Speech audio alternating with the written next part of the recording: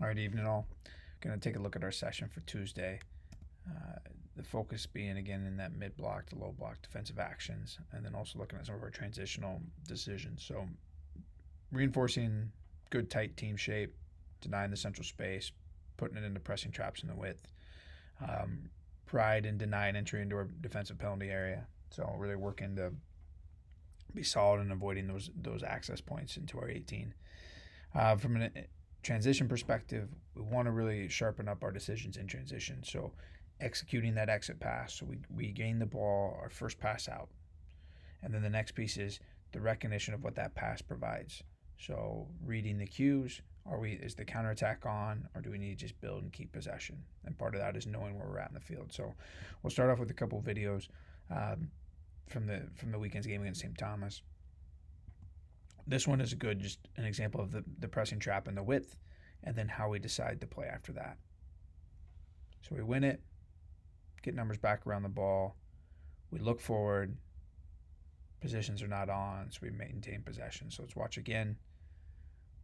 Deny central, they try to skip us, we back tackle, and as we come back in and deny that space, we get doubles on the ball, and then we're out. So again, good example of a clean exit pass. The counterattack wasn't on for us, and so now we into attacking organization. From an area of improvement, this is an example of, so we decide to press a little bit higher, so understanding the context, we're down a goal, second half, we get caught pushing a little bit higher. Our first two lines jump, striker and the line of four jumps, creating a big gap centrally. And this is that concern. So whenever we squeeze our line, what does that provide the other team?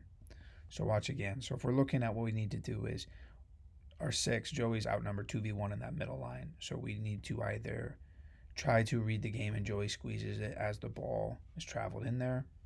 But then our back line also needs to step in so we can assist Joey to deal with that extra player.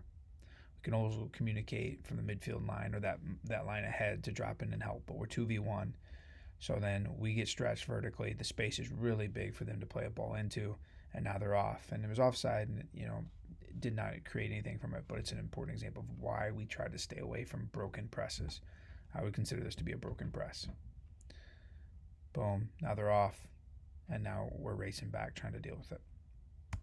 So from a session, really focus on playing again this week. So after little passing channels to getting you guys ready, getting touches on the ball. We're going to exercise 1 is a 5v2 exit pass rondo. So grays are working to build possession. Blacks are wanting to regain the ball and finding a teammate outside the space.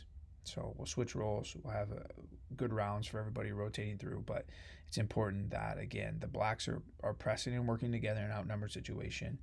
Once they're able to force a trap or get it locked into a space, we win it. And then where's our next choice? Can we get our head up and find the pass out? We'll then move into an 8v8 game.